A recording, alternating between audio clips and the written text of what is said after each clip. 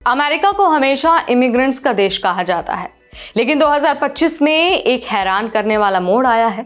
पिछले 50 सालों में पहली बार ऐसा हुआ है कि अमेरिका में आने वाले से ज्यादा लोग वहां से जा रहे हैं। सिर्फ 6 महीने में करीब 15 लाख प्रवासी कम हो गए हैं। प्यू रिसर्च की रिपोर्ट कहती है कि जनवरी 2025 में अमेरिका में 5 करोड़ 33 लाख प्रवासी थे और जून तक ये संख्या गिरकर 5 करोड़ 19 लाख रह गई। यानी कि दशकों से लगातार बढ़ती हुई इमिग्रेंट आबादी अब घटने लगी है। तो भाई, इस बदलाव के पीछे का कारण क्या है और इसका असर अमेरिका की अर्थव्यवस्था, नौकरियां और समाज पर कैसे पड़ने वाला है? आज इन्हीं सारे क्वेश्चंस का आंसर हम आपको इस वीडियो में देने वाले हैं, बहुत सिंपल लैंग्वेज में। तो चलिए शुरू करते हैं। नमस्कार, मैं हूं नेहा आपके साथ और आप देख रहे हैं एनबीटी टेक है। तो भाई, अगर हम इतिहास पलट कर देखें तो आखिरी बार ऐसा ट्रेंड 1930s में दिखा था, जब ग्रेट डिप्रेशन के दौरान लाखों मैक्सिकन और मैक्सिकन अमेरिकन अमेरिका छोड़कर वापस गए थे। लेकिन उस वक्त वजह थी आर्थिक मंदी।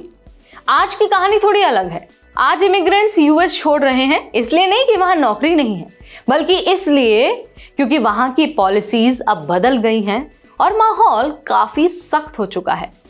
अब आते हैं असली सवाल पर कि आखिर लोग जा क्यों रहे हैं। डोनाल्ड ट्रंप की नीतियां सबसे बड़ी वजह है। उन्होंने इलेक्शन के दौरान वादा किया था कि वो इमिग्रेशन को कम करेंगे और जब वो अब प्रेसिडेंट बन चुके हैं तो उन्होंने अपने वादे को रियलिटी में बदलना शुरू कर दिया है।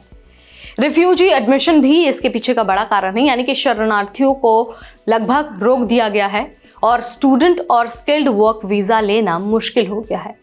इसके अलावा जो टीपीएस है, यानी कि टेम्पररी प्रोटेक्शन प्रोग्राम, उसे भी बंद कर दिया गया है। डिपोर्टेशन और डिटेंशन यानी कि गिरफ्तार करके वापस भेजने की जो प्रक्रिया है वो तेज हो गई है। इतना ही नहीं, बल्कि डर का माहौल इतना बढ़ गया है कि बहुत से लोग खुद ही लौट रहे हैं और इसे कहा जा रहा है सेल्फ डिपोर्टेशन।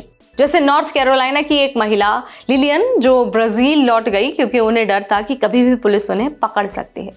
यानी कि माहौल ऐसा बन गया है कि लोग खुद ही अमेरिका छोड़ना सही समझ रहे हैं। अब देखिए, इस गिरावट का असर ना 2 तरह से देखा जा रहा है। सबसे पहले तो ट्रंप और उनके जो समर्थक हैं वो ये कह रहे हैं कि ये तो बहुत अच्छी बात है, अब अमेरिकी लोगों के लिए नौकरियां बढ़ेंगी, पब्लिक सर्विसेज जैसे स्कूल, हॉस्पिटल, इन सभी पर दबाव कम होगा।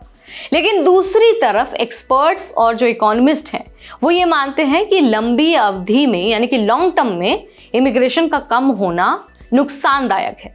अमेरिका की आबादी तेजी से बूढ़ी हो रही है।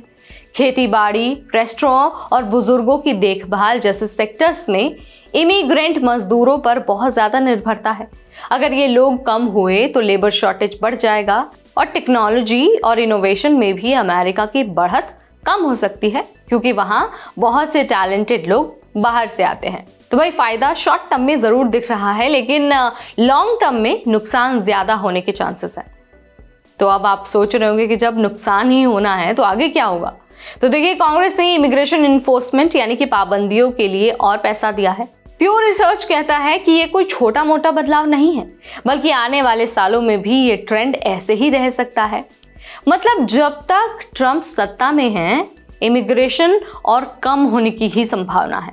तो भाई, ये थी पूरी कहानी कि कैसे अमेरिका के इमिग्रेशन के इतिहास में पहली बार ऐसा हुआ है कि वहां जाने वाले लोगों से वापस लौटने वाले लोगों की संख्या 2 गुनी हो गई है। और इसके पीछे का कारण क्या है ये मैं आपको बता चुकी हूँ। अगर आपको इसके अलावा कोई दूसरा कारण दिखता है, कोई ऐसी चीज़ है जो आपको लगती है कि ये लोगों को पता होनी चाहिए, तो आप मुझे कमेंट के जरिए बता सकते हैं। इस वीडियो में फिलहाल इतना ही। Till then, this is me Neha Upadhyay, signing of.